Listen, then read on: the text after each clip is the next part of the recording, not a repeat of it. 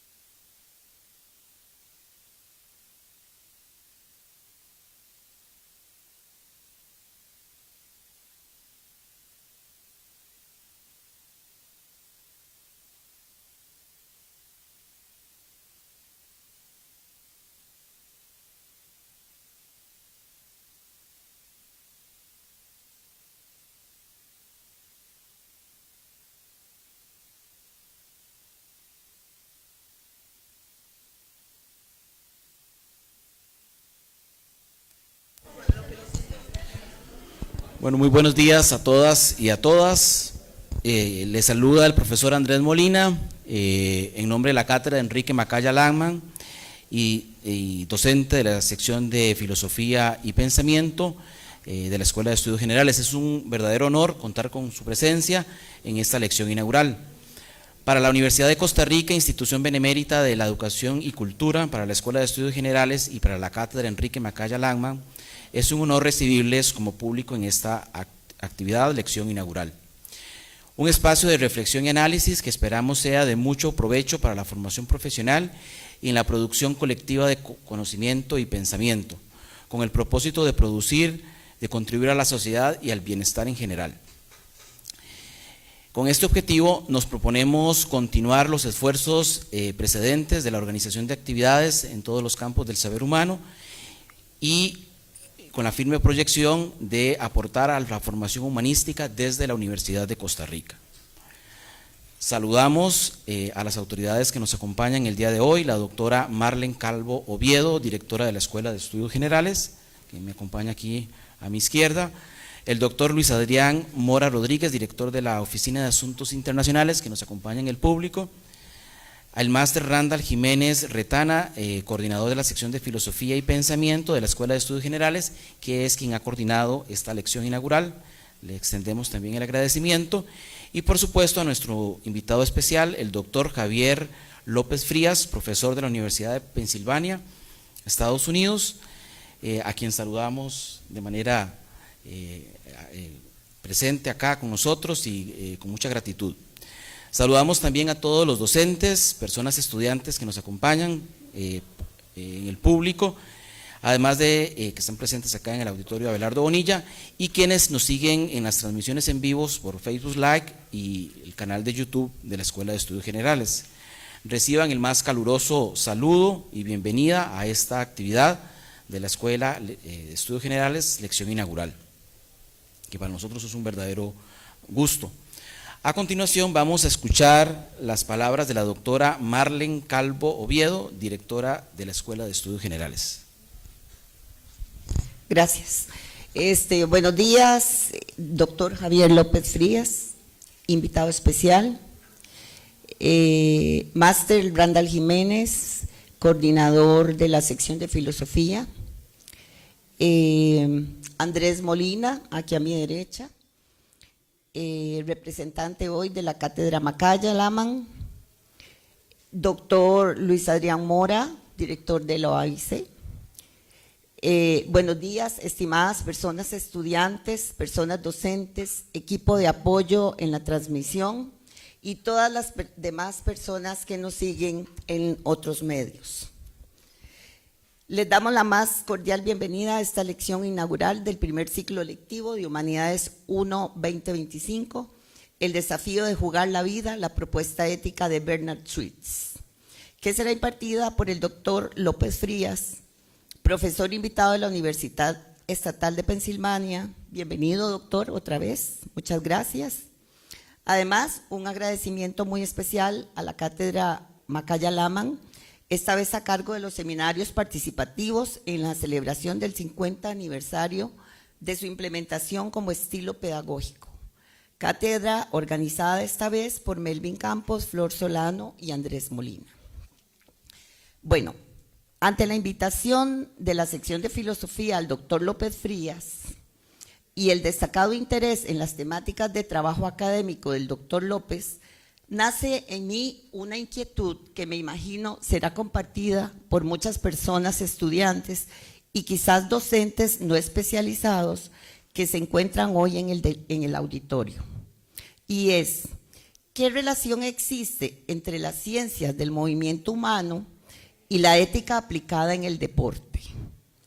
Y me imagino que como yo, ustedes empezarán en este momento a generar posibles respuestas, porque como dijera alguna vez Leonardo Boff, y hago paráfrasis, nuestro cerebro es la primera biblioteca a la que tenemos acceso inmediato.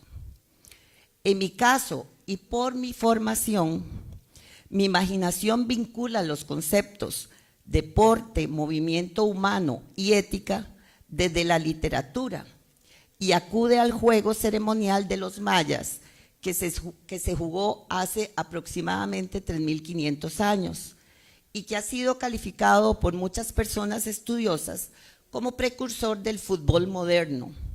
No obstante, el potapoc o pits tenía otras implicaciones no vistas desde la lectura que podría ser un grupo social distinto al suyo, que no hubiese asimilado el trasfondo ético, religioso y moral que estaban implicados en esa práctica.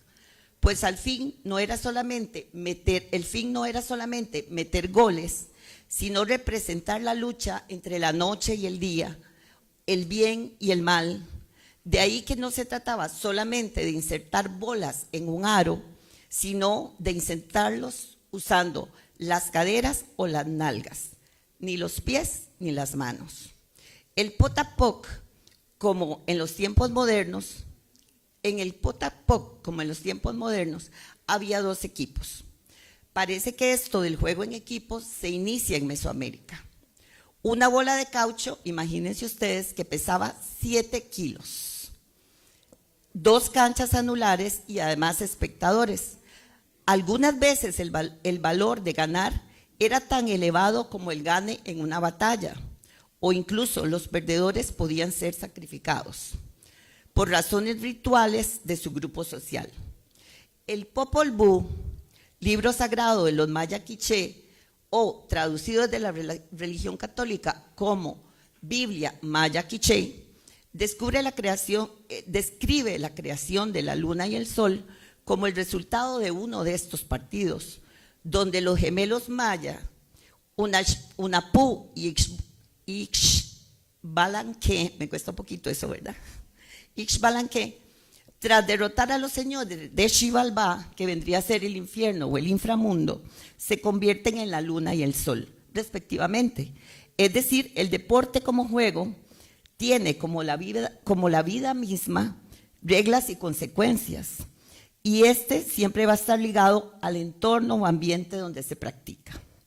Miller, citado por Blackmore 2023, califica el POTA-POC como producto de una compleja mentalidad de grupo. Y además afirma que sigue vivito y coleando en las encarnaciones modernas del fútbol, en los millones de jugadores que cada día corren, zigzaguean, patean por los campos de fútbol, oficiales o improvisados. Como vemos, el movimiento humano en el juego va más allá del simple hecho de jugar. El desafío de jugar la vida, como propuesta de lectura del doctor López sobre la obra de Bernard Sweets, por supuesto va más allá del drama mítico del juego en el mundo maya. Pero creo que a nosotros, si escuchamos con atención, nos revelará a un autor nacido en 1925 que marcó hitos para la construcción de la sociedad que tenemos frente a la que queremos.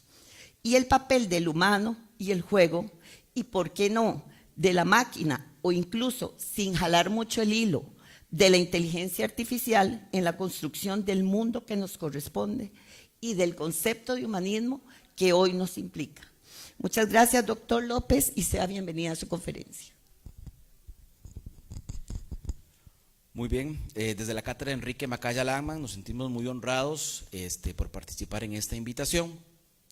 Una labor consustancial al quehacer universitario, que como bien nos recuerda el Estatuto Orgánico de la Universidad de Costa Rica es una institución de educación superior y cultura, autónoma constitucionalmente y democrática. Desde esta perspectiva, la universidad pública tiene un papel fundamental en la sociedad. No es solamente un espacio de formación de profesionales especializados y competentes para incorporarse en el mundo laboral y generar valor, es además una institución comprometida con la formación de personas libres, capaces de construir su propio destino y tomar decisiones conscientes y sus implicaciones. Por eso, cuando la universidad pública reflexiona, se debate, se discuten teorías, no se pierde el tiempo, se construye sociedad, se ensayan respuestas, se abren caminos, se aprende del pasado, que como bien nos recuerda Sartre, se construyen fundamentos para la esperanza. En consecuencia, desde la universidad pública, es desde la universidad pública que se debe defender los debates fundamentados, el análisis crítico y la vida en democracia. Por todo lo anterior, y como lo señalamos al inicio, nos sentimos muy complacidos de formar parte de esta actividad. Y en este contexto de análisis crítico y fundamentado de la sociedad, damos el inicio de la lección inaugural de la Escuela de Estudios Generales, con la conferencia a cargo del doctor Javier López Frías, titulada Los desafíos del juego, de jugar la vida, la propuesta ética de Bernard Sweets. El doctor Javier López Frías es doctor en filosofía por el programa de Ética y Democracia de la Universidad de Valencia, actualmente con énfasis en ética del deporte y dopaje. Actualmente es profesor asociado de la Universidad Estatal de Pensilvania. Su tesis doctoral versa sobre una propuesta ética del dopaje. Sus publicaciones son bastante amplias, versan sobre temas de ética del deporte, del dopaje y mejoramiento humano. Sin más preámbulo, quedamos con el doctor López Vida, al que le damos nuevamente un agradecimiento.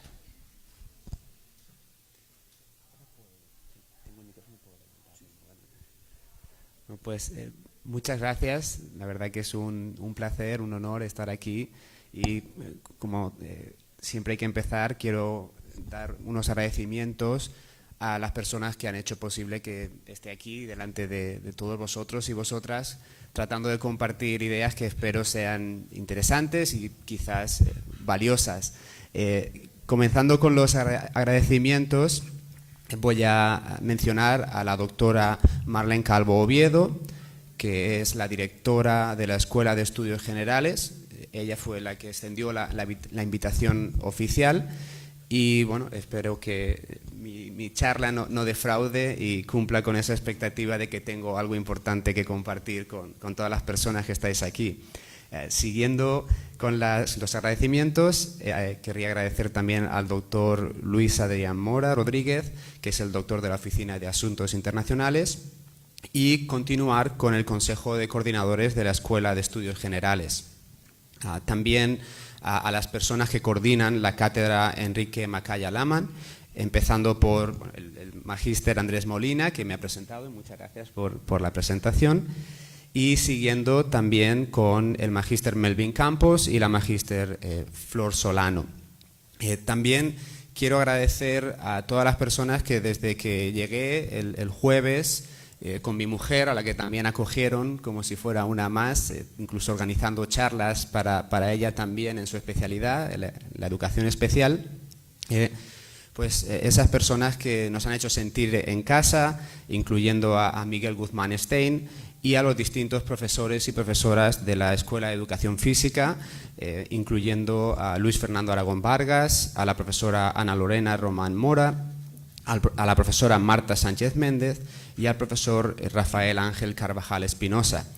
Y, por supuesto, para concluir, quiero agradecer al magíster Randall Jiménez Retana, que ha sido no solo la persona que durante meses he estado molestando con correos, mensajes, con distintas preguntas acerca de qué es lo que se esperaba de mí aquí, sino que además se ha comportado como un anfitrión excelente, asegurándose que estuviera en casa, incluso ayer llevándome a la tienda para que pudiera comprar repelente de mosquitos y un poco de ungüento, porque al contrario que la gente de Costa Rica, los mosquitos de Costa Rica no me han recibido tan bien.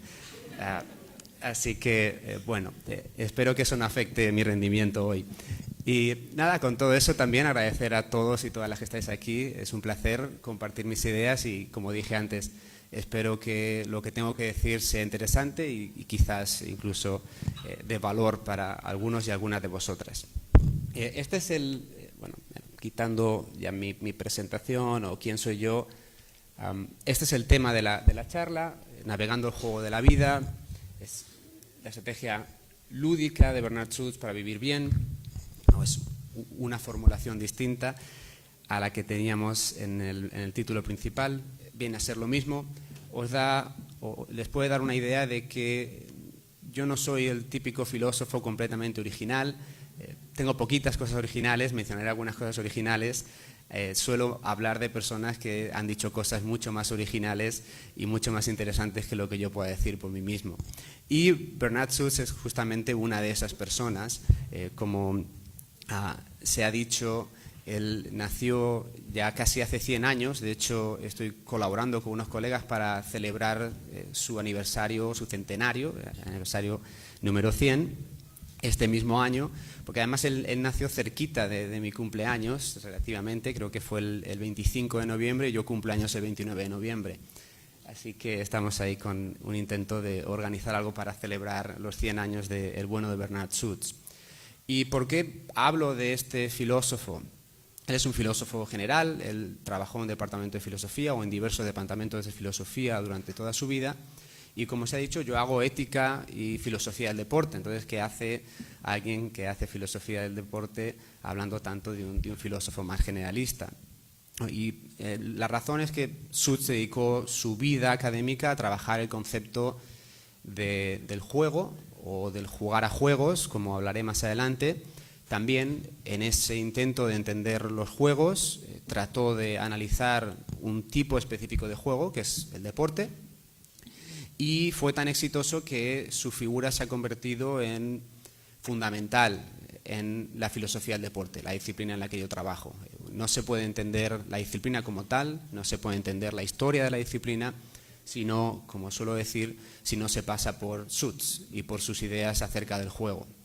En todas mis clases, mis estudiantes tienen que o bien disfrutar o bien sufrir, depende de cuánto les guste leer la obra de Suits, porque es básica para poder entender cómo hemos explicado el deporte desde la filosofía del deporte. Así que lo que voy a compartir hoy es mis trabajos sobre esta persona, este filósofo tan influyente en mi disciplina, tratando de mostrar qué es lo que ha hecho, por qué es importante y qué es lo que más o menos yo he podido aportar en mi granito de arena en la comprensión de sus ideas. Esta es la estructura de la charla. Voy primero hablar de la que se considera su obra magna, su obra maestra, que es el libro titulado The Grasshopper, Games, Life and Utopia, La cigarra, los juegos, la vida y la utopía. Se publicó en el 78 y muy rápidamente se convirtió en un libro esencial para los filósofos del deporte. Pensemos que la filosofía del deporte, de hecho, nace en los años 70 de ese siglo. Entonces, llevaba apenas 8 o 9 años como disciplina como tal. Evidentemente había habido muchos precedentes de filósofos que habían pensado el deporte, pero como disciplina académica reconocida como tal, con cursos académicos, con una asociación dedicada al estudio de ese tema, la filosofía del deporte nace en 1970-71. O sea que estos son los orígenes de esa disciplina. Luego voy a hablar de cómo evoluciona su obra, porque Suits cambió de idea en algunos casos, en otros casos se vio obligado a desarrollar algunas de sus ideas, y voy a concluir con una pequeña sorpresa para todos y todas. Esperemos que me dé tiempo a llegar ahí, pero acabaremos con ello. Como decía, La cigarra o The Grasshopper se publica en el 78 y a todas luces es un ensayo de filosofía completamente heterodoxo. Es un ensayo de filosofía muy poco convencional. Cuando uno abre el libro, lo primero que va a ver seguramente es que cada capítulo está introducido por una ilustración. Y esa ilustración lo que trata de hacer es captar la idea esencial, la lógica principal del capítulo que se va a leer. Pero es que además de tener esa ilustración que pone al lector sobre la pista de qué es lo importante y le da más idea de cómo se va a desarrollar el libro, el mismo libro es muy poco convencional porque está escrito en una forma de diálogo. Es un diálogo entre distintos personajes ficticios, y esos personajes ficticios vienen a ser los personajes de la famosa fábula de Esopo, La cigarra y las hormigas. De ahí viene el título del libro. Para seguir haciendo el libro aún más poco convencional, Suits agrega chistes, agrega puzzles, agrega enigmas, agrega juegos de palabras y, a diferencia de lo que se debe hacer en filosofía, al menos en la filosofía académica, muy rara vez le vemos citar autores, muy rara vez le vemos referirse directamente a ciertos filósofos. Apenas hay notas a pie de página, incluyendo fuentes. Por lo tanto, es un libro completamente extraño para el que se acerca al libro como un ensayo de filosofía. No es un ensayo de filosofía convencional.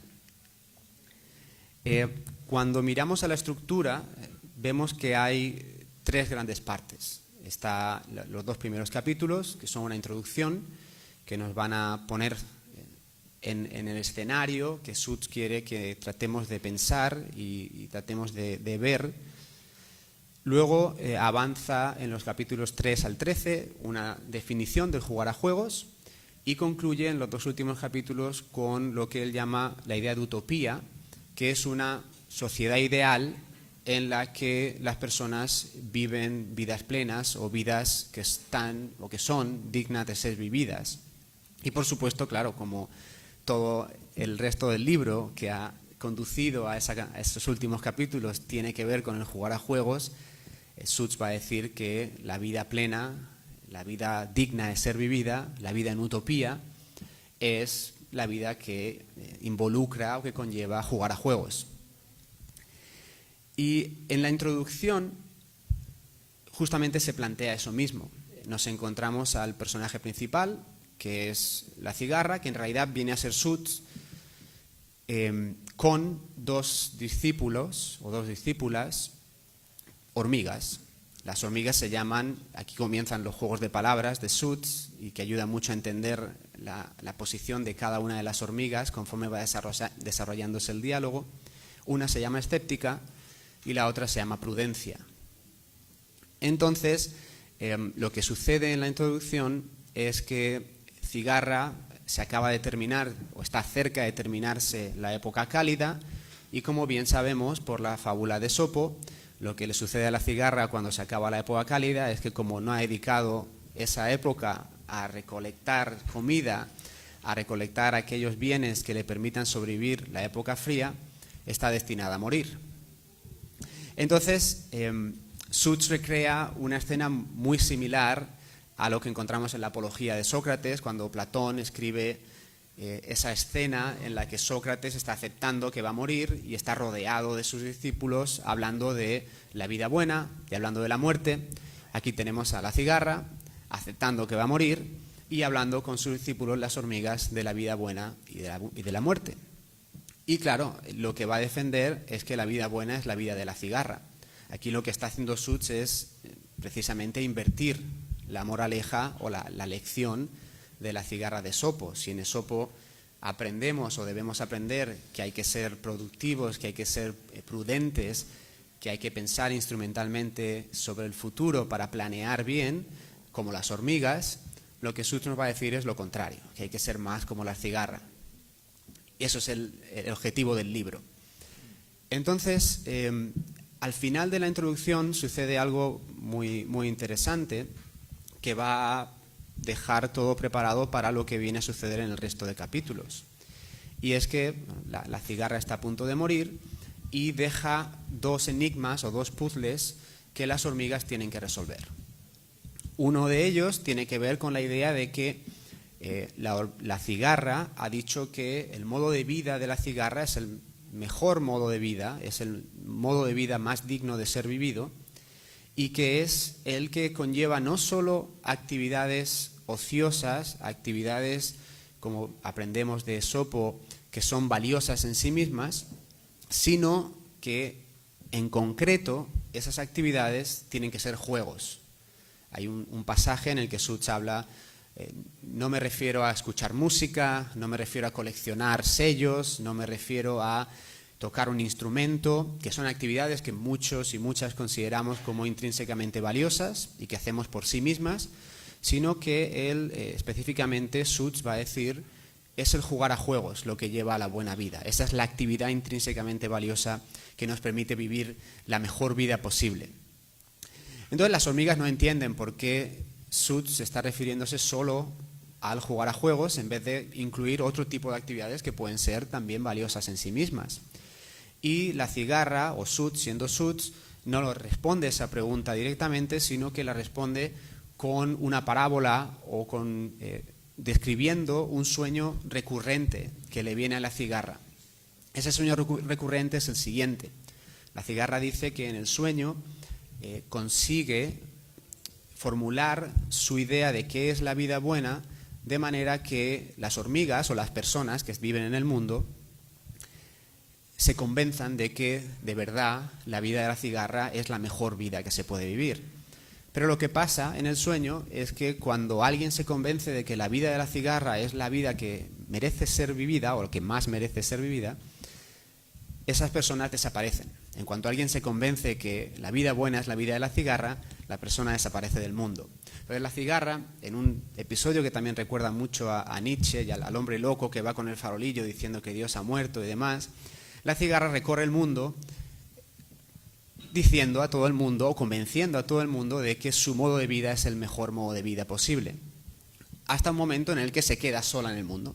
Todo el mundo desaparece porque todo el mundo ha sido convencido de que tienen que vivir como cigarras y al darse cuenta de ello han desaparecido. Y la cigarra dice que bueno, lo que sucede luego es que me despierto y me doy cuenta que estoy en el mundo rodeado de personas y las personas siguen llevando a cabo sus desempeños diarios igual que lo estaban haciendo antes de que me pusiera a dormir.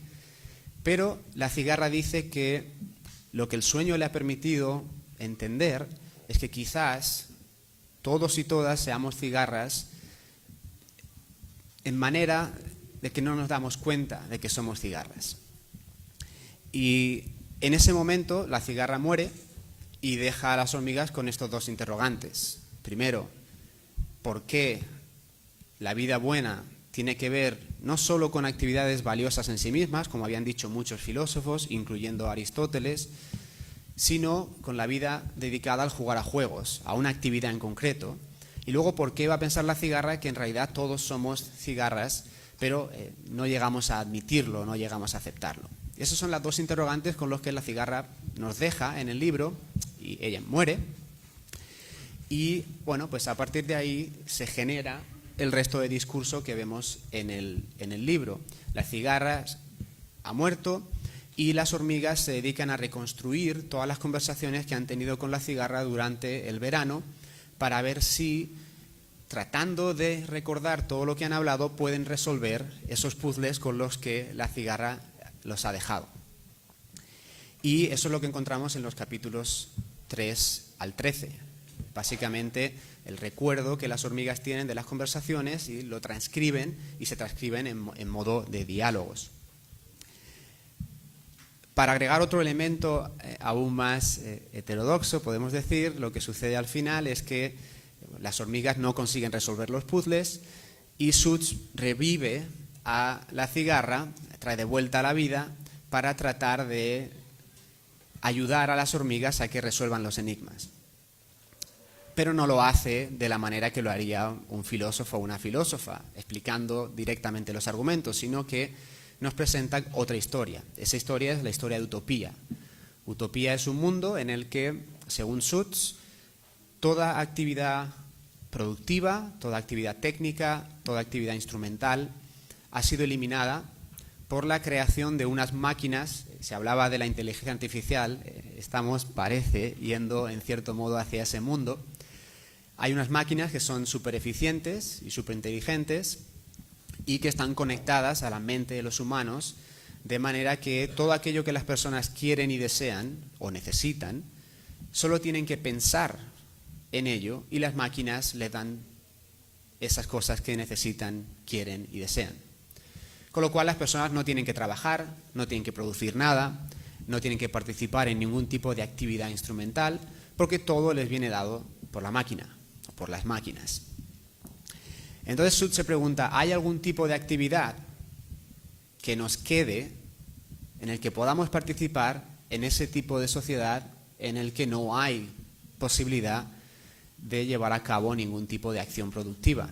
Y él dice que ese tipo de actividad no es otro que el jugar a juegos. Pero claro, para entender esto hemos de entender cómo Suits va a defender el jugar a juegos, y eso es a lo que vamos a proceder. Antes quiero terminar de contextualizar a Suits y su figura en la filosofía del deporte. Como he dicho, esta obra se publica en el 78.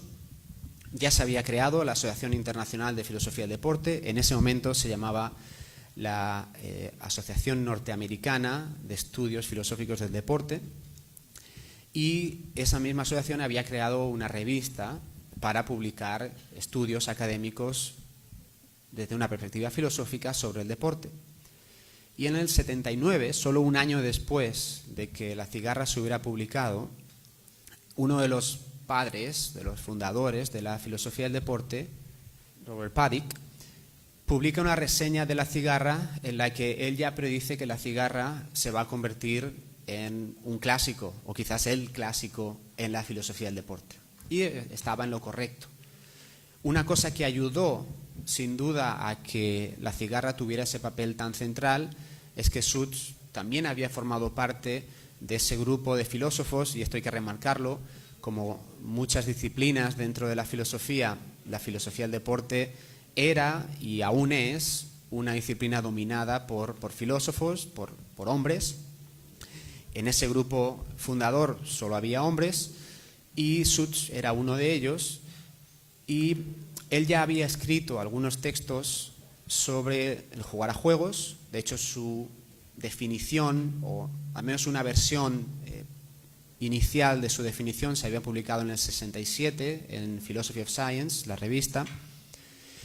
Y también él publicó en el 73 un artículo sobre el deporte, aplicando su definición del jugar a juegos a los deportes y a qué tipo de juego es el deporte. Y luego siguió esos trabajos, los continuó con otras obras sobre o bien el juego o bien actividades relacionadas al juego, como el jugar, lo que en inglés se llama play, y el deporte o los deportes. Entonces, toda esa colección de obras si ya la cigarra se había convertido en un clásico, al sumarle todo ese tipo de contribuciones, bueno, pues aún Suits se convirtió en una figura aún más sólida dentro de la filosofía del deporte.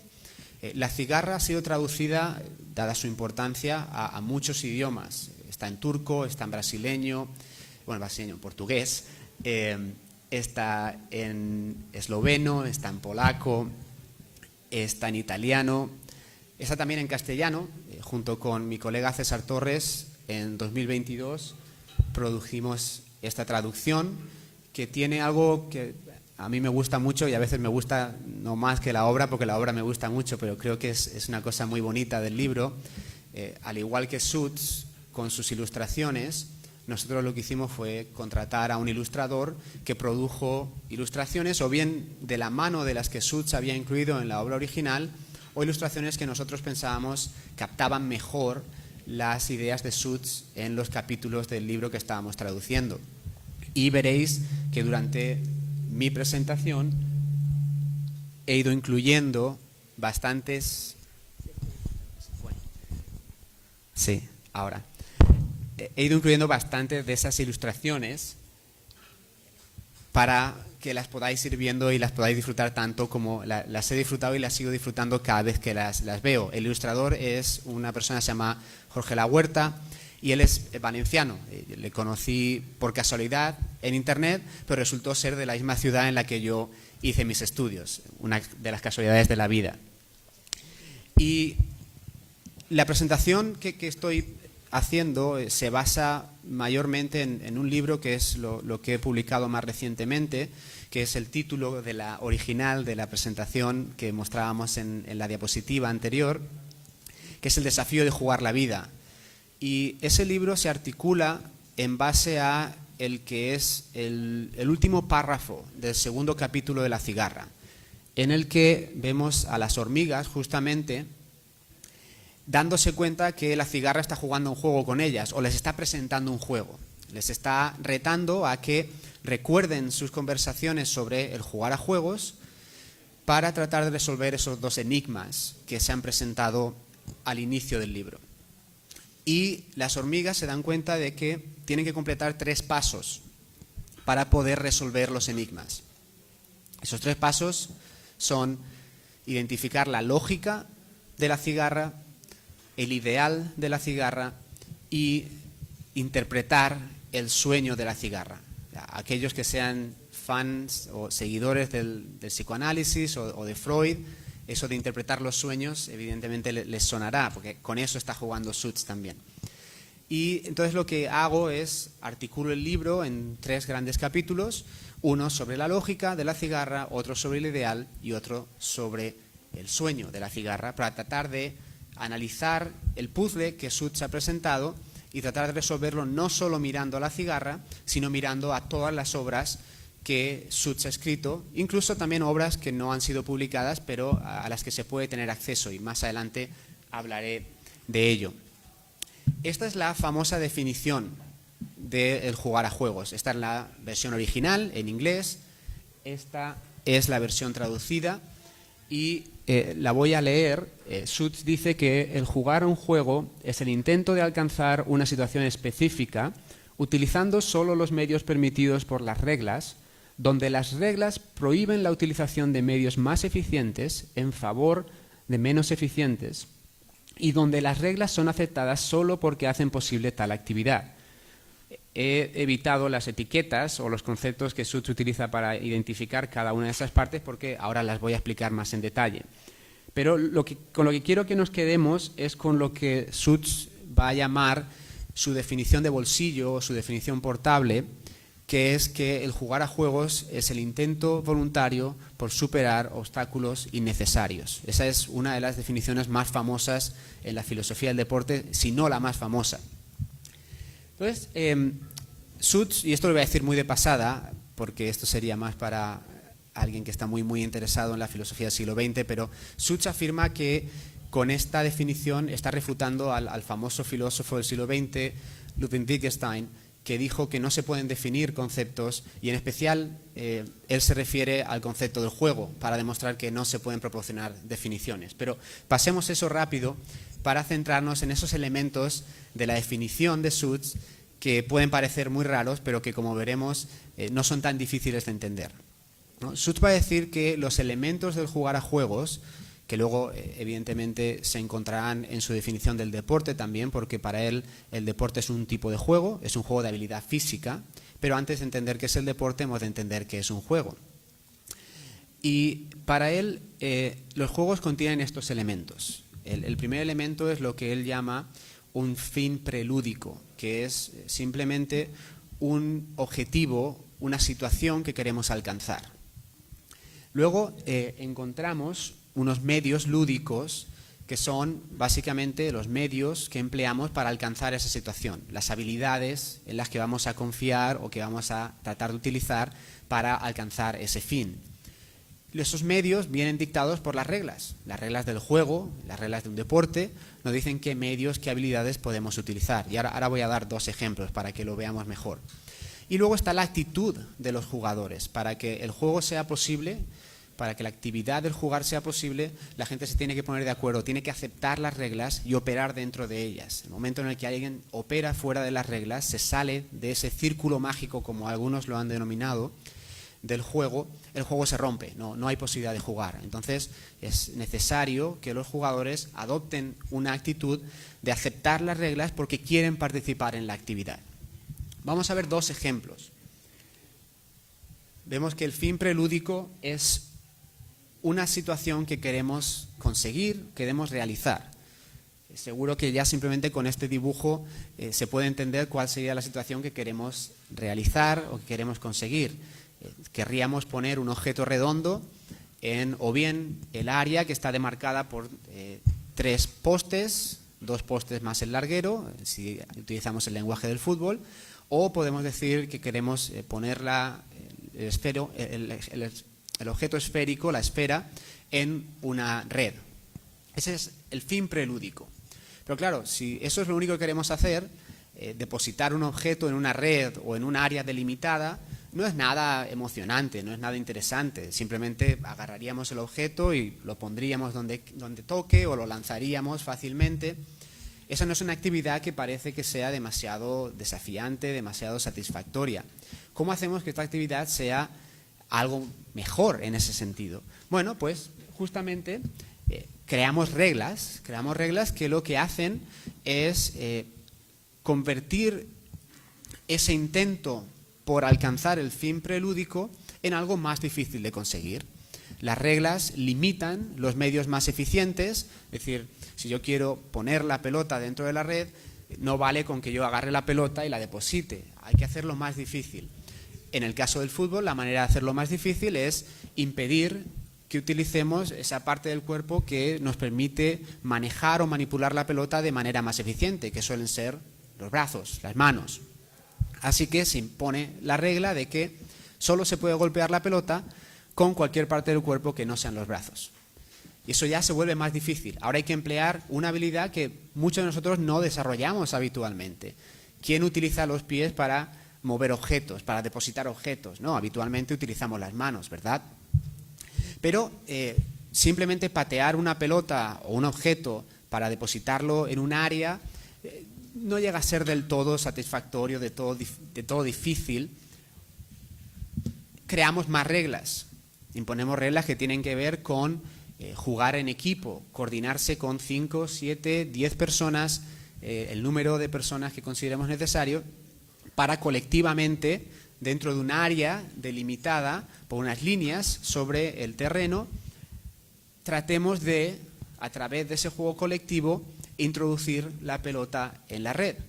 Y además, para hacerlo más difícil, nos ponemos en contra otro grupo de personas que va a defender, que nos va a hacer esa tarea de introducir la pelota más difícil. Así es como creamos los juegos. Eso es lo que es un juego. Es un intento voluntario por superar obstáculos innecesarios.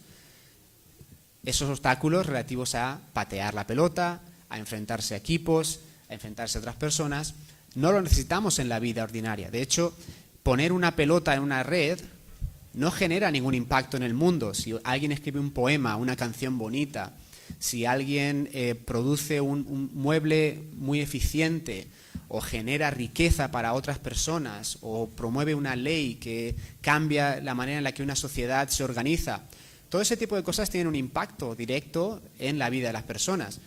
Poner una pelota en una red no tiene ningún impacto, es una cosa que no genera nada en el mundo, pero lo convertimos en algo muy interesante, muy desafiante cuando nos autoimponemos esos desafíos o esos obstáculos, como diría Suits, voluntarios, o de manera voluntaria, pero que son completamente innecesarios.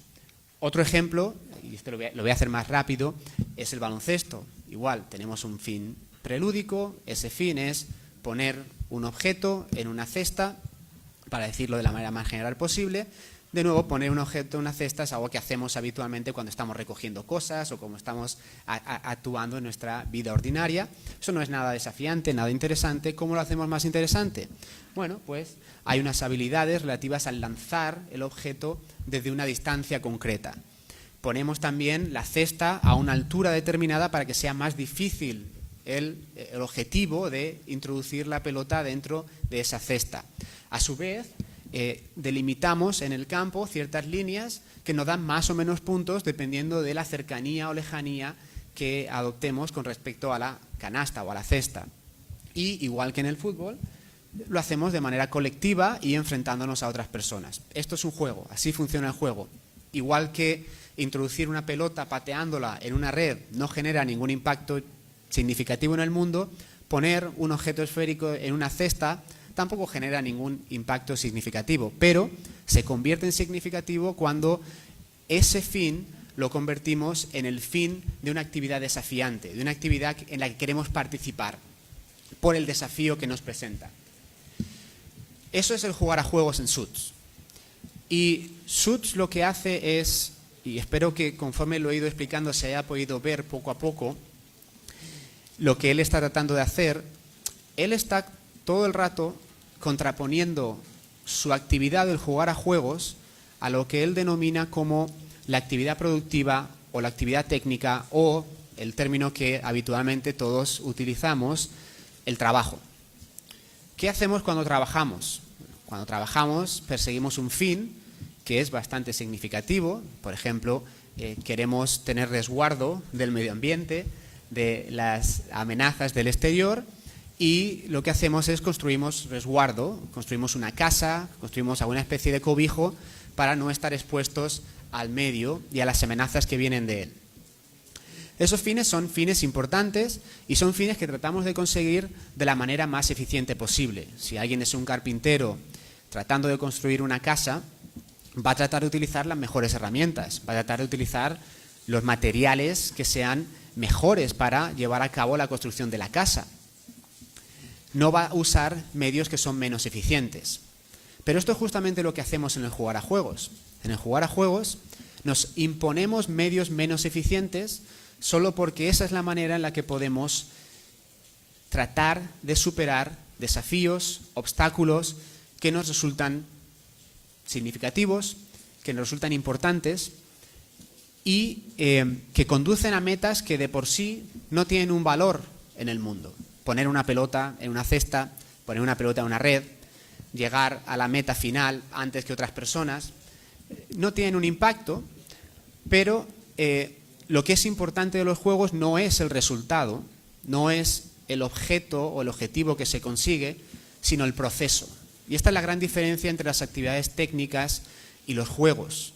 En las actividades técnicas, lo más importante es el resultado, es el objetivo que se persigue, y por ello lo racional, lo lógico, lo esperado, es que lo tratemos de conseguir de la manera más eficiente.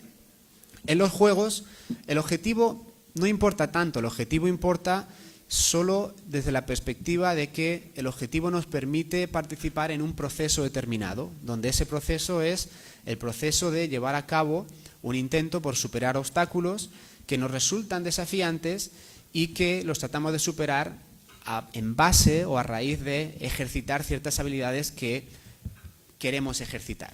Si es en el fútbol, patear objetos; si es en la carrera de larga distancia, es la resistencia, el empujar nuestros límites más allá. Cada juego tiene sus propias habilidades que las personas que juegan consideran valiosas, y ahí está el valor, ahí está la importancia del jugar a juegos, es el proceso, no tanto el resultado. Entonces Suits, durante toda su obra, él siempre está contrastando estos dos tipos de actividades. Actividades en las que lo que premia es el fin y actividades en las que lo que premia es el proceso. Y ese tipo de actividad en la que lo que premia es el proceso es justamente el jugar a juegos. Esa es la lógica del jugar a juegos. Cuando las hormigas están tratando de desentrañar los puzzles de la cigarra y dicen que hay que pensar la lógica, el ideal y el sueño, la lógica es justamente esa idea. Es que la lógica instrumental que habitualmente empleamos en nuestras vidas, en el jugar a juegos no se sigue. Es una lógica completamente distinta. Es la lógica del proceso, es la lógica lúdica. ¿Cuál es el ideal? Lo he más o menos esbozado antes. El ideal es el ideal de una existencia, de una vida humana dedicada a aquellas actividades que disfrutamos en sí mismas por el proceso que conllevan, por el tipo de actividad en el que participamos cuando estamos desempeñando ese tipo de actividades. Esto nos retrotrae a Aristóteles. Aristóteles fue el primero, o de los primeros, que vino a decir que la vida buena es justamente la vida dedicada a esa actividad que es valiosa en sí misma y que es valiosa en tanto que es un proceso constante, y ese proceso es valioso en sí mismo, lo valoramos en sí mismo, no por el hecho de que nos conduce a otros fines. Eso es lo que para Aristóteles es la eudaimonía, como él lo llama, utilizando el término griego, o para nosotros vendría a ser el bienestar o la felicidad, hay distintas traducciones, o el buen vivir.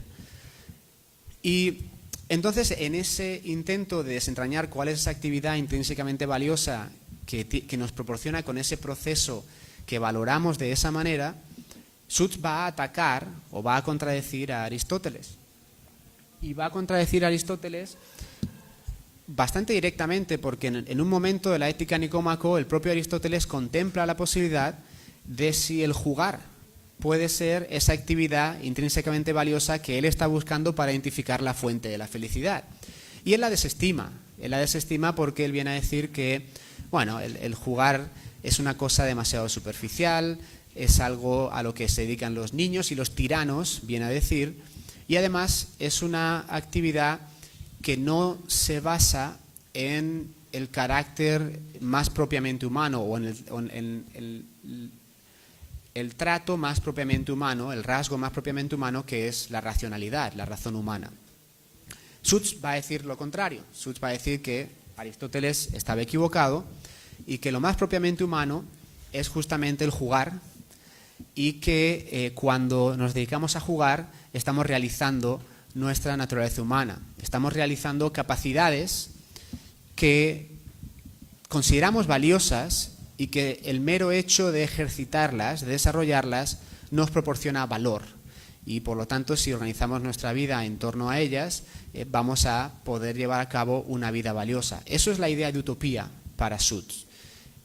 Y es interesante porque Suits, hay momentos en los que habla de este ideal de una manera similar a como el filósofo político John Rawls habla del ideal aristotélico. Para aquellos que estén familiarizados con su obra, en Teoría de la Justicia, ahí tengo una pequeña cita de Rawls. Rawls viene a decir que algo que conduce a la vida buena es justamente el desarrollo de capacidades humanas. Y Suits está diciendo algo muy similar. Entonces, cuando él habla de utopía, de ese mundo en el que las personas no tienen nada que hacer, no están obligadas a hacer nada porque las máquinas lo hacen todo por ellas, lo que dice es que, claro, en ese mundo solo hay una posibilidad para llevar a cabo actividades que consideramos valiosas. Son actividades en las que nos ponemos obstáculos a nosotros mismos. Las máquinas han eliminado todos los obstáculos que nos encontramos en nuestro camino, así que la única manera de ejercitar nuestras capacidades, de desarrollar nuestras capacidades y de hacerlo de una manera que consideramos valiosa es justamente dándonos a nosotros mismos nuestros propios obstáculos. Y eso es el jugar a juegos, el intento voluntario por superar obstáculos innecesarios.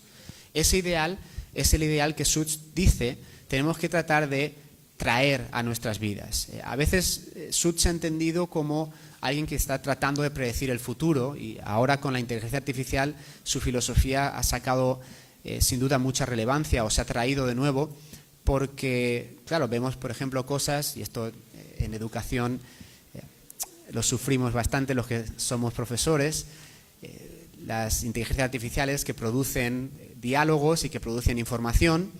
Bueno, hoy en día uno solo tiene que ponerle a la inteligencia artificial una pregunta, una serie de pasos, y la inteligencia artificial produce un ensayo, produce las respuestas a la pregunta, sin que el estudiante tenga que pasar por los obstáculos de leer textos, de pensar las preguntas, de responderlas, de escribirlas con cuidado. No, simplemente en 10 segundos, 15 segundos se pone las distintas instrucciones o la pregunta determinada y la inteligencia artificial lo produce. Hubo gente que interpretó a Sud como diciendo, bueno, él piensa que en el futuro esto que vemos con la inteligencia artificial en el mundo académico y en otros aspectos, donde las máquinas están haciendo lo que nosotros hacíamos anteriormente confiando en nuestras habilidades, va a suceder y las máquinas van a tomar nuestra posición. Sud no está diciendo tanto eso. Él lo que está diciendo es que tenemos que afrontar nuestra vida de manera que las actividades en las que participamos sean actividades que consideramos valiosas en sí mismas porque conllevan superar obstáculos que consideramos importantes, significativos, a través del uso de habilidades que valoramos o que tenemos como importantes. Ese es el ideal de la cigarra. Y eso se contrapone a Aristóteles y a su vez, por eso quería mencionar a Rawls. Rawls fue parte de ese grupo de filósofos y filósofas que en el siglo XX trataron de aunar las dos grandes teorías éticas, la teoría deontológica de Kant, entre otros, y la teoría teleológica de Aristóteles, tratando de combinar los elementos de ambas, y Sud trata de hacer lo mismo. Sud viene a decir que no solo es que nuestra naturaleza tenga que ver con el jugar a juegos, y que es en ese participar en el jugar a juegos que desarrollamos nuestra naturaleza, de la manera que Aristóteles decía que desarrollamos nuestra naturaleza al pensar y al participar de la contemplación o intentar alcanzar la sabiduría, sino que además Sud va a decir que en ese intento voluntario por superar obstáculos innecesarios, lo que estamos haciendo es ejercitar esa autonomía kantiana, que tiene que ver con, si habéis estudiado a Kant o escuchado simplemente de Kant, probablemente lo más famoso de Kant es su imperativo categórico, que dice en una de sus formulaciones que las personas tienen que darse a sí mismas sus propias leyes para ser autónomas. Esto es lo que Sud está diciendo. Cuando jugamos a juegos, nosotros nos damos a nosotros mismos nuestros propios obstáculos. Esos desafíos que queremos encarar en nuestra vida, elegimos los obstáculos y en elegir los obstáculos elegimos el tipo de actividades en las que estamos participando en nuestra vida. Entonces no solo realizamos nuestra naturaleza lúdica, esto es en referencia también para aquellos y aquellas que hayan leído el clásico del historiador holandés Johan Huizinga, que se titula Homo Ludens.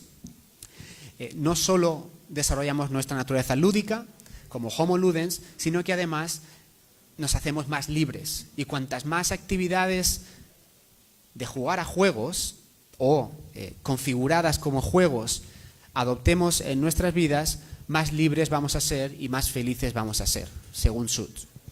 Esta es la idea, que llenemos nuestras vidas de juegos o actividades que funcionen como juegos, porque una cosa que vamos a ver en Utopía es que los dos jugadores de juegos que Sud presenta y de los que habla vienen a ser un carpintero y un científico, que evidentemente no identificaríamos hoy en día como jugadores de juegos. Pero en Utopía lo son, porque si uno quiere desarrollar una teoría científica o una explicación científica o construir una casa, en Utopía lo único que tiene que hacer es ir al ChatGPT de esa época, poner unas instrucciones o simplemente pensarlo, y esa inteligencia artificial va a desarrollar la casa que queremos o la explicación científica que queremos. La única manera de participar en las actividades de construir una casa o de justamente dar una explicación científica es negarse a utilizar las máquinas, negarse a utilizar el medio más eficiente autoponiéndose obstáculos que tienen que ver con la investigación científica o con el manejo de instrumentos para construir casas, y entonces construir la casa uno mismo o dar la explicación científica a uno mismo sin utilizar los medios más eficientes. Entonces, cualquier actividad, Suits va a decir, se puede convertir en un juego en el momento en el que lo que hacemos es priorizar el proceso, priorizar el valor que damos a los obstáculos que encontramos en esas actividades.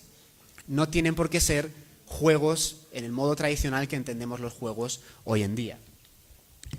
Lo que pasó con la cigarra es que el libro es tan poco convencional que muy poca gente entendió este mensaje existencial de Suits. La lógica y el ideal de la cigarra no fueron entendidos por la mayoría de la gente. Lo que sucedió fue, mayormente, los filósofos del deporte tomaron los capítulos 3 y 13, emplearon la definición del jugar a juegos para entender el deporte y los elementos definitorios o esenciales del deporte, y un poco sacaron del contexto de la pregunta acerca de la vida buena esa investigación sobre el jugar a juegos. Entonces Suits estaba bastante frustrado al final de su carrera con el hecho de que su obra no se había recibido como él lo esperaba. Él pensó el libro como una respuesta a la pregunta por la vida buena, y la gente lo había leído como simplemente una definición del jugar a juegos. Así que dedicó los años finales de su carrera a publicar una secuela de La cigarra. Esa secuela tiene varias versiones. La primera él la tituló La sopa de cigarra, la segunda la tituló El regreso de la cigarra. La poca fortuna para Suits fue que en los últimos años de su carrera no consiguió una editorial que publicara el texto. No había La cigarra, a pesar de que se había convertido en un clásico en la filosofía del deporte.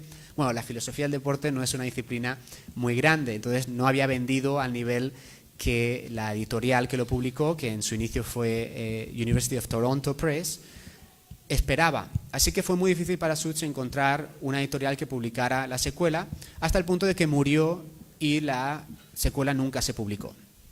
Hubo dos filósofos, Thomas Hurka y William Morgan, que habían trabajado con Suits en el esfuerzo de tratar de publicar la secuela. Trataron de hacerlo después de que Suits muriera, aún así no lo consiguieron, y junto con lo que sucedió fue que la viuda de Suits donó todos sus manuscritos, incluyendo sus copias de la secuela, a la universidad donde Suits trabajó gran parte de su vida, que es la Universidad de Waterloo en Canadá. Y toda persona que esté interesada en el trabajo de Suits puede ir a esa universidad, al archivo Suits, y allí están todos sus manuscritos sin publicar, entre ellos varias copias de la secuela. Así que creo que 2000, bueno, esta es de hecho la foto de la biblioteca, en el sótano es donde está el archivo, un poco de información, unas fotos de mis varias visitas al archivo. Y creo que en 2022, 2023, no recuerdo bien la fecha, edité, mejor dicho, porque no es mi libro, pero junto con mi colega Christopher York editamos la secuela. Cogimos la versión del Retorno de la cigarra, que es la más pulida, la que Suits trabajó más seriamente en los años finales de su carrera, y luego le agregamos algunos capítulos sueltos de La sopa de cigarra que no se encontraban en el Retorno de la cigarra. Y en ese libro también hicimos lo mismo que había hecho con mi colega César en la traducción castellana. Incluimos ilustraciones de este ilustrador que, entre otras cosas, ha dibujado una película para Whoopi Goldberg, y bueno, salió bastante caro, pero por suerte la universidad pudo ayudar con los costos. Y tuvimos mucha suerte porque él resultó ser fan de Frank Neufeld. Frank Neufeld fue ilustrador original de La cigarra cuando Suits lo publica en el 78. Entonces él diseñó algunas de las imágenes que vais a poder ver ahora, de los dibujos, tratando de imitar lo máximo posible a su ídolo, y a su vez tratando de imitar a mi ídolo, o bueno, al filósofo que yo estoy publicando junto con Christopher York, a Bernard Suits. Así que quedó también un libro muy bonito, no solo por el contenido, sino por las maravillosas ilustraciones que este dibujante produjo para nosotros. Y lo que vemos en el Retorno a la cigarra es Suits intentando aclarar el ideal de la existencia, el ideal de la cigarra, y, a su vez, habla más del sueño, que no había quedado muy claro al final de La cigarra, que era eso del sueño, de que, bueno, pues todas las personas se convencen de que están jugando a juegos y desaparecen, pero luego cuando la cigarra se despierta se da cuenta de que todas las personas están ahí, pero quizás vienen a ser cigarras, pero que no saben que son cigarras. Y el libro se desarrolla de una manera muy interesante en este sentido, porque deja atrás la definición del jugar a juegos. Suits entiende que eso ya se ha entendido, que la gente lo ha utilizado mucho, ha sido exitosa, a pesar de que ha habido algunas críticas, él las ha respondido en otros lugares, pero él se centra en lo que cree que la gente no ha entendido tan bien, que es el ideal de la cigarra. Y lo que hace es, desarrolla un diálogo, de nuevo, las mismas protagonistas, la cigarra, escéptica, prudencia, y ahora tenemos a cigarra defendiendo el ideal lúdico que hemos visto defendido en la cigarra, y tenemos a escéptica, una de las hormigas, defendiendo el ideal de la hormiga, el ideal del trabajo. Entonces todo el libro, hasta los últimos capítulos, viene a ser una contraposición entre el ideal de vida del trabajo y el ideal de vida de la cigarra. El ideal de vida del trabajo, para que los que no lo hayan captado, es el ideal de vida que nos lleva a todos, que nos motiva a todos, es el ideal de vida que rige nuestras vidas actualmente. Entonces Suits lo que está haciendo es no solo un alegato, una respuesta a la pregunta por la vida buena, sino a su vez está criticando nuestro modo de vida al criticar a las hormigas y al decir que somos todos hormigas o que nos creemos que somos hormigas. Entonces toda la obra se desarrolla en esa contraposición entre los dos tipos de vidas, y como no tengo tiempo para analizar todo, simplemente quiero rescatar dos cosas, especialmente porque nos van a permitir entender el sueño. La primera es una analogía que Suits utiliza, que me parece muy, muy ilustrativa. Él dice que cuando afrontamos la vida como si fuera un trabajo, ¿no?, o desde el punto de vista del trabajo, lo que estamos afrontando es una geografía natural. Y para geografía natural se refiere a que, bueno, estamos en una vida, la vida nos lanza retos, nos lanza obstáculos y nosotros tratamos de sortearlos, tratamos de superarlos de la mejor manera que podemos y de la manera más eficiente posible. Pero lo que Suits está defendiendo es que no tenemos que entender los obstáculos de la vida de esa manera, o al menos tenemos que hacer un esfuerzo por entenderlos de otra manera. Él dice que tenemos que generar una geografía lúdica. Una geografía lúdica significa que tenemos que configurar nuestras vidas de manera que los obstáculos que nos vienen dados no los percibamos como males, como obstáculos que hemos de superar pero que no queremos superar, sino como obstáculos que son parte de un juego. Obstáculos que queremos superar porque lo consideramos valioso en sí mismo, porque conllevan el ejercicio de ciertas habilidades. Es decir, no uso ChatGPT, por poner un ejemplo que todos podemos sin duda relacionar, porque lo que quiero es desarrollar mi habilidad de entender textos complejos, de poner mis ideas de una manera clara que otras personas puedan entender, de defender mi posición con mis palabras, con mi escritura. Esas habilidades se saltan, se ignoran cuando se utiliza una herramienta como ChatGPT. Suits está diciendo, sí, a veces es tedioso escribir ensayos para clase, pero afrontémoslo como si fuera un juego. Afrontémoslo tomando esas habilidades como algo que queremos ejercitar, como algo que es valioso en sí mismo y que queremos hacer porque nos resulta significativo. Y claro, entre los obstáculos que encontramos en la vida, el mayor obstáculo sin duda, o el obstáculo natural, es el hecho de que tarde o temprano, esperemos que más tarde que temprano, bueno, pues todos dejamos de existir.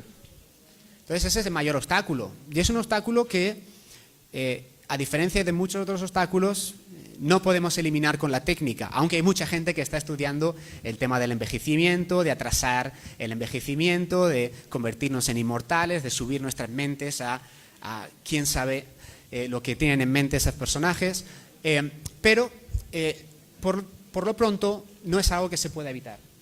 ¿Cuánto me queda? ¿Acabo ya? Ah, vale. Pensaba que me estaban diciendo que ya tengo que... Vale. Entonces, ese es el último gran obstáculo al que todos nos enfrentamos. ¿Qué hacemos con ese último gran obstáculo? Suits va a decir, bueno, pues hay que afrontar la muerte, y no tanto la muerte porque es inevitable, sino el miedo a la muerte.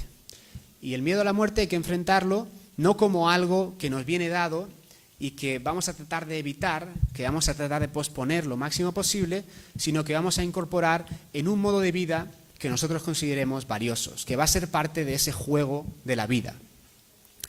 Y claro, aquí de nuevo volvemos a la contraposición entre el modo de vida del trabajo, el modo de vida lúdico, y volvemos a la referencia al psicoanálisis. Suits en el 67 había publicado un texto que se titula ¿Es la vida un juego al que estamos jugando? Y este es el texto al que vuelve al final del Retorno de la cigarra, porque lo que dice es que por ese miedo que tenemos a la muerte, tratamos de utilizar todos los medios posibles para convencernos de que en algún momento vamos a poder vencer a la muerte. Y escondemos la realidad de nuestra vida, nos la ocultamos. Esto es lo que Freud luego en sus estudios de la cultura moderna va a decir que es uno de los orígenes de ese subconsciente. Escondemos el miedo a la muerte, de modo que se esconde en ese subconsciente y no pensamos acerca de él, pero siempre nos está afectando. Suits dice exactamente lo mismo. Y nosotros trabajamos, nos dedicamos al trabajar, a la acción instrumental, por ese miedo que tenemos a no poder vivir, no poder vencer la muerte, y tratamos de hacerlo.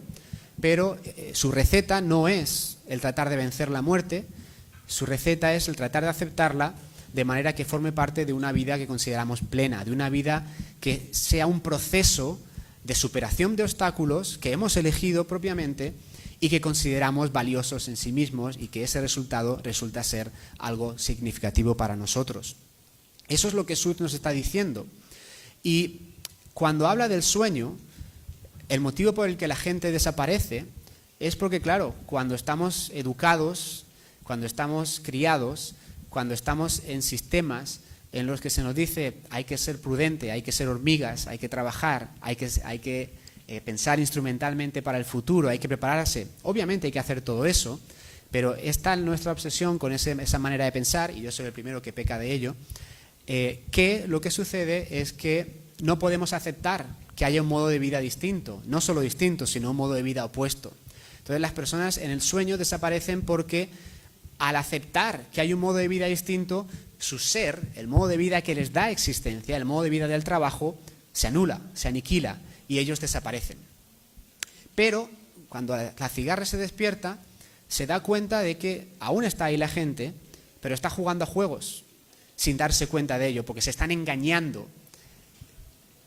Se están engañando en el sentido de que están participando en actividades de trabajo, actividades técnicas, actividades productivas, diciéndose que son serias, pero en realidad son parte de ese juego de la vida que no quieren aceptar que es un juego porque significaría el fin de su existencia como tal. Y ese es cómo yo interpreto esto, de lo poco que he dicho que he hecho original, esto es de lo poco que he hecho, y es como yo interpreto toda la obra de Suits en ese libro que he publicado, y que no solo trata de proporcionar esa interpretación de toda su obra, sino que a su vez trata de proporcionar una introducción a un filósofo que no es conocido. Yo viajo mucho yendo a distintos departamentos, distintas conferencias, y uno menciona Bernard Suits, y hay gente que ha leído La cigarra, muy poca gente, muchas veces como entretenimiento, porque es un libro de filosofía distinto, pero nadie le toma en serio, nadie le enseña en las clases.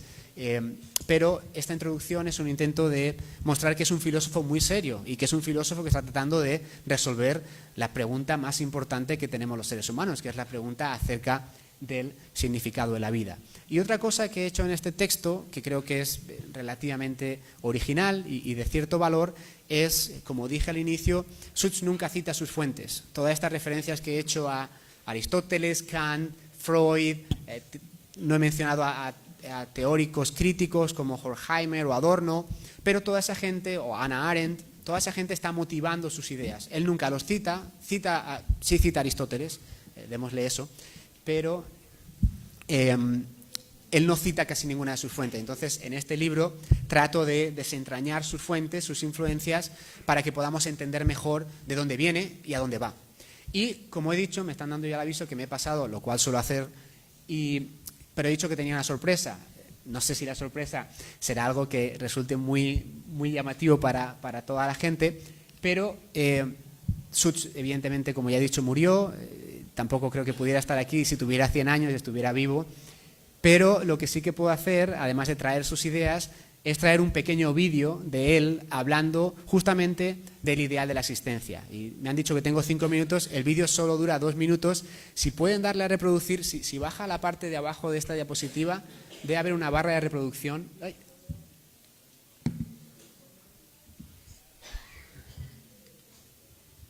¡Ay!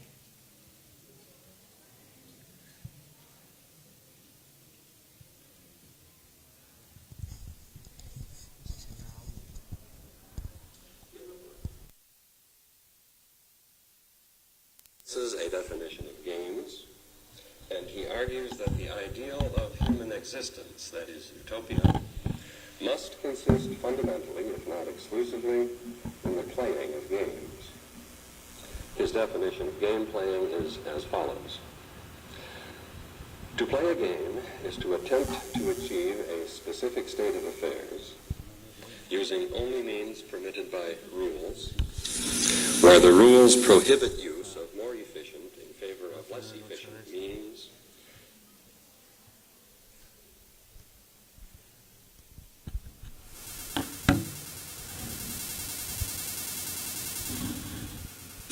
In the book, the grasshopper does two things. He advances a definition of games, and he argues that the ideal of human existence, that is, utopia, must consist fundamentally, if not exclusively, in the playing of games. His definition of game playing is as follows. To play a game is to attempt to achieve a specific state of affairs using only means permitted by rules, where the rules prohibit use of more efficient in favor of less efficient means, and where the rules are accepted just because they make possible such activity. But you need not remember all of that tonight. Here is a shorter version of the same thing. Playing a game is the voluntary attempt to overcome unnecessary obstacles.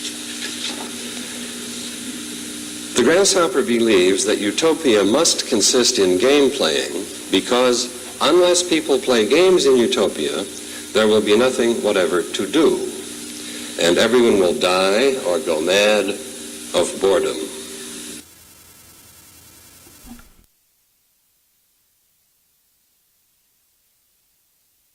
Automated piece of equipment, which I call a dialogue machine. This is a hand-operated model.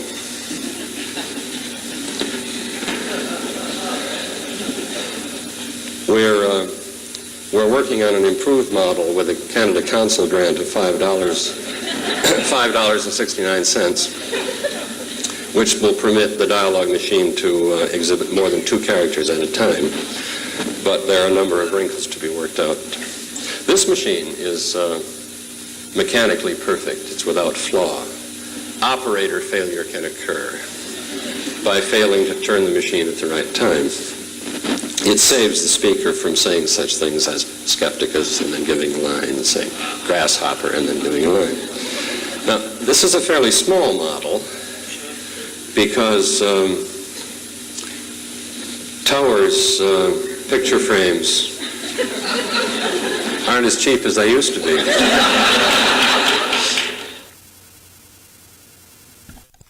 Bueno, siempre me gusta dejarle la última palabra a él, así que muchas gracias por estar aquí, por aguantar toda la charla y deseando escuchar sus preguntas. Gracias.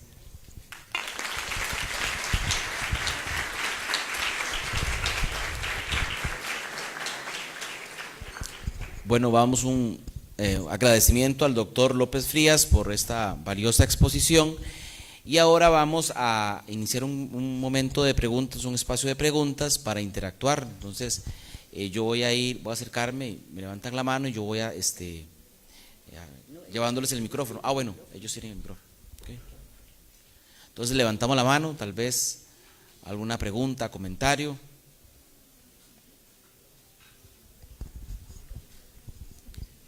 Tal vez hacemos unas 2 o 3 y un periodo de respuestas y luego hacemos una segunda ronda.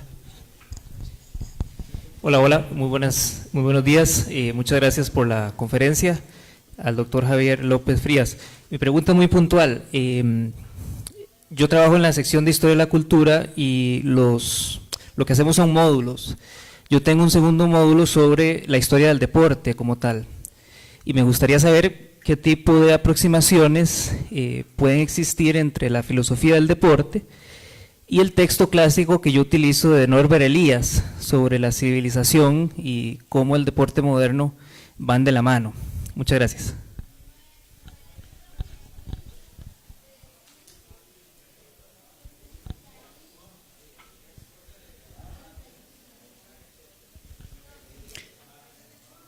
Hola, buenos días. Mi nombre es Elvia Amador, soy especialista en jugar juegos porque soy artista y me dedico al teatro. Entonces, reflexionaba sobre las diferencias que existen en esta definición de jugar juegos y el arte. Considerando los autores que citaste, además, que citó. Pero me preguntaba si en realidad lo que hace Suits no es más bien definir trabajo. Es como una definición alternativa de trabajo que no se relaciona a la productividad, ¿no? Pero se desliga o se diferencia del arte por los aspectos, digamos, relacionados a la expresividad. ¿O qué diferencias o cómo trabajarías esa diferencia, digamos? Buenos días, mi nombre es Tatiana Herrera, muy agradecida por la conferencia. Creo que además es un enfoque, al menos para creo que lo que acostumbramos acá en la escuela, bastante novedoso. Tenía dos preguntas, una relacionada justamente con la inteligencia artificial o el advenimiento de esta, en términos de si la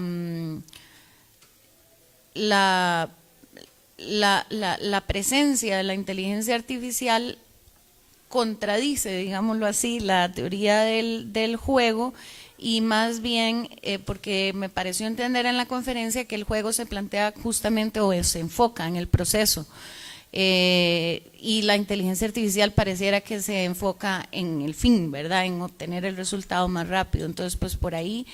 Y lo otro era si se podía establecer una relación, porque yo soy de literatura, con el juego de avalorios de Hermann Hesse, que nos plantea justamente, ¿verdad?, cómo el Magister Ludi es justamente el que logra la máxima sabiduría precisamente porque domina el juego, ¿verdad? Entonces, pues por ahí. Gracias. Muy bien, vamos a hacer hacerle la palabra al expositor y luego hacemos una segunda ronda de preguntas. Voy a comenzar por la segunda porque es la más rápida, creo, para responder y que anticipa, de hecho, algo de lo poquito, creo que igual original que he hecho yo, es justamente criticar esa definición del jugar a juegos y esa comprensión de la actividad de jugar a juegos, porque creo que se asimila demasiado, se asimila bastante al trabajo. Una de las críticas que yo he hecho es que, aunque Suits trata de proponer una alternativa al modo de vida moderno centrado en torno al trabajo, la actividad que propone es una actividad que, si bien se diferencia de la actividad técnica por ese énfasis en el proceso y no tanto en el fin, el proceso aún así conlleva algo muy propio del trabajo, que es llevar a cabo esfuerzos para superar obstáculos. Y eso es, cuando uno mira al valor del trabajo, a la ética protestante, por ejemplo, eso es lo que da valor al trabajo, es el poner esfuerzo en conseguir cosas que son difíciles. Entonces Suits, yo lo he defendido en el sentido de que él creo que está tratando de proporcionar una alternativa realista o factible al mundo de vida actual, donde creo que él piensa que si presentamos algo muy distinto al modo de vida que tenemos, no va a ser realizable, pero sí que podemos tomar ciertos elementos de nuestro modo de vida, tomar ciertos elementos de esta actividad alternativa, que es el jugar a juegos, y combinarlos de una manera que nos conduzca a vidas mejores dentro de las posibilidades que tenemos. Pero sí, sin duda, cuando él está hablando del jugar a juegos, del esfuerzo, del superar obstáculos, suena de una manera muy similar a como suena referencias y explicaciones del valor del trabajo. Entonces, esos elementos él los está trayendo, y a pesar de que está tratando de proponer una alternativa al modo de vida moderno, no sé si consciente o inconscientemente él está operando dentro del discurso de la modernidad. También en algunos de los trabajos que he hecho he hablado de él como un posmoderno, pero que continúa los elementos de la modernidad, no trata de romper con la modernidad completamente, al estilo de, por ejemplo, gente como Habermas, que también trata de establecer esa continuidad, pero esto nos lleva en cuestiones demasiado complejas. Pero sí, es una crítica muy, muy interesante y muy importante, que no sé hasta qué punto él tenía en mente, quizás era consciente por ese intento de proporcionar una alternativa realizable, o quizás no, simplemente él estaba fascinado por esta visión del jugar a juegos, esta distinta actividad que él piensa que muchas veces estamos haciendo sin darnos cuenta, y la explotó al máximo para no solo definirla y marcar una época y marcar una disciplina, sino también tratar de responder al sentido de la vida. O la pregunta sobre el sentido de la vida. En el libro de la cigarra hay 3 capítulos que justamente tienen que ver con la interpretación de papeles. Él los llama, a esos juegos o a esas actividades los llama juegos abiertos, porque él dice que en el desempeño o en la interpretación de papeles, que no es exactamente lo que sucede en el teatro, porque en el teatro todo está guionado, pero hay juegos que tienen que ver con interpretar, juegos de improvisación, y él habla de esos juegos como juegos, cuando mucha gente no se referiría a ellos como juegos, pero es muy interesante ver cómo ese intento de que alguien te dé una línea o que alguien represente un papel, tú adoptas un papel sin ningún tipo de guión, tú respondes a esa persona, ese personaje te responde a ti, y es un intento colectivo o cooperativo por tratar de generar una historia de una manera improvisada. Él eso lo entiende como un juego, y tiene 3 capítulos que son para mí de los más bonitos que hay, porque tiene personajes muy variopintos y muy curiosos en los que él analiza ese tipo de actividad, y quizás le podría interesar. Pero muchas gracias por la pregunta, porque creo que engancha con algo que se puede criticar y se debe criticar en la propuesta de Suits. Siguiendo con cuestiones que podríamos criticar, esa conexión con el trabajo de Elías y el deporte moderno, Suits muy pronto en su obra, él dice que él está interesado en comprender la estructura esencial de los juegos y luego más adelante del deporte, y no tanto de las razones por las que las personas participan en el deporte. De nuevo, algo ciertamente paradójico, en el sentido de que luego va a decir que si queremos lidiar o si queremos tener una vida buena tenemos que jugar a juegos. Pero él dice que en principio su análisis es un análisis que separa los juegos y el jugar a juegos de la función que puedan cumplir en la sociedad. Y esto dio lugar a lo que en la filosofía del deporte se denomina como la posición internalista o el internalismo deportivo, que es el intento de entender el deporte o los juegos más ampliamente, mirando simplemente a aquellos elementos que pertenecen a los deportes o a los juegos como tal, y separando los juegos o los deportes de los contextos sociales o de las situaciones en los que se encuentran. Lo cual ha sido, de hecho, el modo de proceder más exitoso y más tradicional dentro de la filosofía del deporte. El internalismo ha desarrollado distintas modalidades: formalismo, convencionalismo, interpretacionismo o internalismo amplio, y todos los filósofos durante mucho tiempo defendieron que el deporte se puede entender fuera de los contextos en los que se practica el deporte. Yo he sido altamente crítico con esa visión. Hubo bastantes filósofos, sobre todo en los años 70, que venían de corrientes más de tipo marxista o de izquierda teórica, que defendían que no es posible aislar un fenómeno como el deporte con el peso, con el poso que tiene en la sociedad actual de la sociedad como tal, y estudiarlo de un modo internalista, desligado de esos contextos. Entonces ahora hay un debate muy bonito porque se ha rescatado bastantes elementos del externalismo. De hecho, el último artículo que he enviado a la revista de Filosofía del Deporte va sobre esta temática. Es un intento de principalmente tratar de eliminar la dicotomía entre pensar el deporte desligado de contextos o pensar el deporte completamente dependiendo de los contextos, tratar de encontrar un camino medio, porque creo que no se puede. Yo allí en Penn State trabajo con muchos historiadores y sociólogos del deporte y uno no puede desligar el deporte de los contextos en los que el deporte se creó. Cuando hablamos de deporte, de hecho, hablamos del deporte moderno, el deporte que surgió en el siglo XIX, que es un deporte muy específico, creado por una clase social específica, con unos objetivos muy concretos. Evidentemente el deporte se ha ido modulando y ha ido cambiando en función de las sociedades, pero no creo que el deporte se pueda completamente desligar de la manera que Suits pensaba que se podía desligar para analizarlo filosóficamente.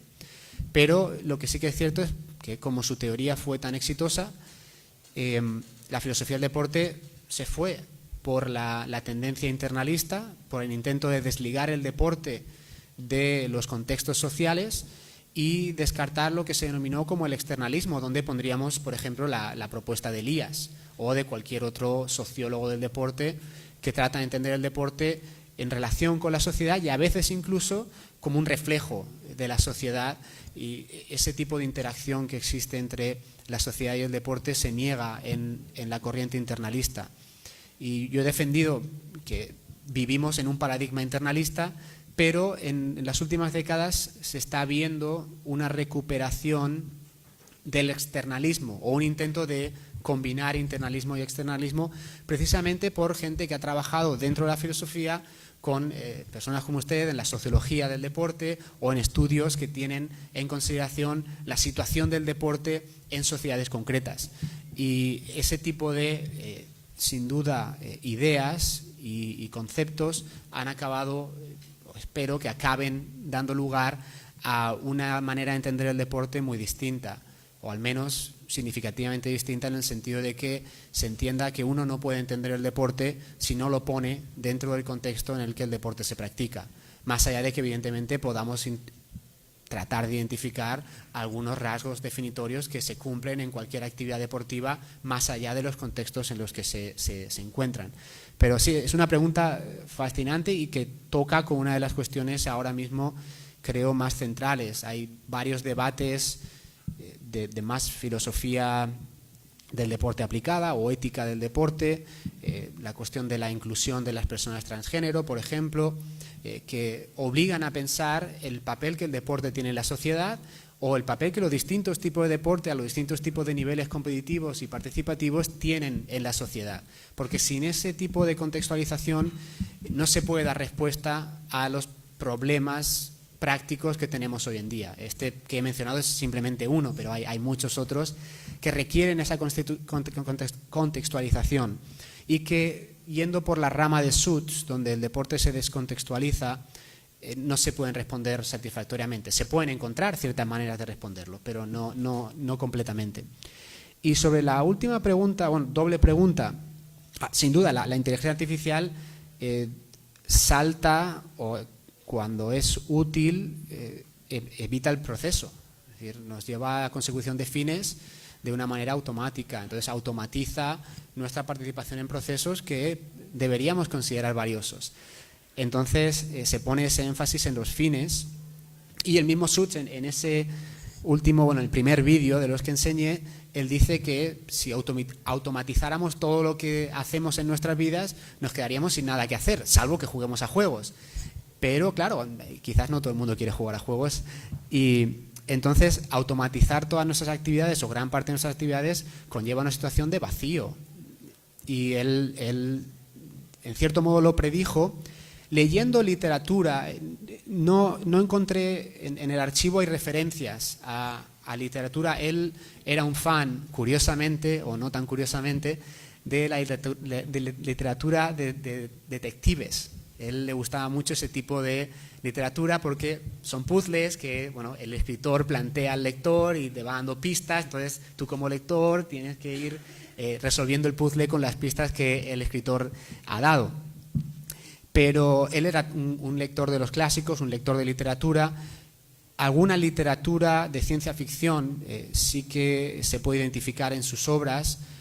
Él no la cita nunca, pero sí que hay ciertas referencias que se pueden, en algunas cartas que él escribe o en algunas de los manuscritos no publicados se pueden identificar, pero esta que menciona no es una de ellas. Sí que es una que siempre me ha interesado y siempre he querido escribir paralelos entre la idea de Suits y otros pensadores que han pensado cosas muy similares desde otros campos completamente distintos, de otras maneras de vida. Y justamente el libro de Hess es uno que tengo porque es un libro bastante significativo.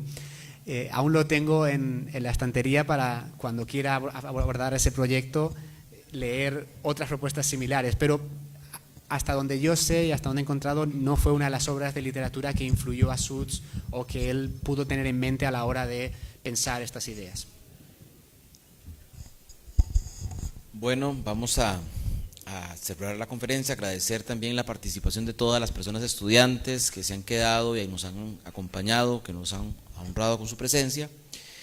De esta manera damos por concluida la actividad de la cátedra Enrique Macaya Langman. Le reiteramos nuevamente nuestro agradecimiento al doctor Javier López Frías por su invaluable aporte y compartir su conocimiento con todas y todos nosotros. Muchísimas gracias, de verdad. Creo que es un espacio de muchísima relevancia para el trabajo de nuestra escuela. A ustedes, las y los estudiantes que nos han acompañado, las personas que están de forma presente y las personas que lo han hecho de forma virtual, les agradecemos por honrarnos por su valiosa presencia esta mañana. Muchísimas gracias a todos y muy buenos días.